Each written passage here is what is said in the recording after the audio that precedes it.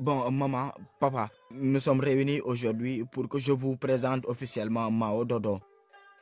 Doudou vient de se trouver un mari dévoué et file le parfait amour. Seule ombre au tableau, les deux belles-mères de Doudou ne se supportent pas et viennent gâcher la vie de famille. Sorti en Chine en 2010, puis adapté en swahili pour le marché kényan et tanzanien, Doudou et ses belles-mères est la première série chinoise à être diffusée au Sénégal et en Afrique francophone. Ce sitcom, c'est aussi une expérience, dévoiler un peu de la culture chinoise et montrer que les réalités de là-bas et d'ici sont plus proches qu'il n'y paraît. C'est la démarche de Madame Tai du bureau de Radio Chine internationale à Dakar qui a coordonné la diffusion de Doudou et ses belles-mères au Sénégal.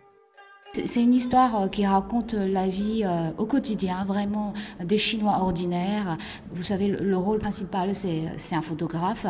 Et puis sa femme, c'est une infirmière. Une famille chinoise ordinaire, avec une petite touche familière tout de même. Les voix ont été doublées par des acteurs à l'accent typiquement sénégalais. 17 au total ont passé plus de 2 mois en Chine. Issa Semben, acteur, petit-fils du grand cinéaste sénégalais Ousmane Semben, double le comédien chinois Wang Fa. La directrice artistique côté Sénégal, c'est Mariama Silla, une grande réalisatrice. On était 17 comédiens à être retenus là-bas. C'était un casting devant les médias et devant les Chinois. Conférence de presse, présentation des acteurs sénégalais. Les représentants chinois à Dakar n'ont pas lésiné sur les moyens pour faire la promotion de Doudou et ses belles-mères. D'autres y verront une manière pour la Chine d'améliorer son image et de jouer la carte du soft power sur le continent africain. Madame Tai. Je pense qu'à force d'acheter les produits d'un pays, on va tôt ou tard cultiver un intérêt pour la culture de ce pays. Autre acteur à avoir prêté sa voix à l'un des personnages de ce nouveau sitcom, Madiao Diaye. Il double Lira Q, l'ex-copain de Doudou et un petit malfrat notoire. Madiao est fier de ce projet. Il espère que les séries sénégalaises connaîtront un jour le même destin. Il faudrait aussi que le cinéma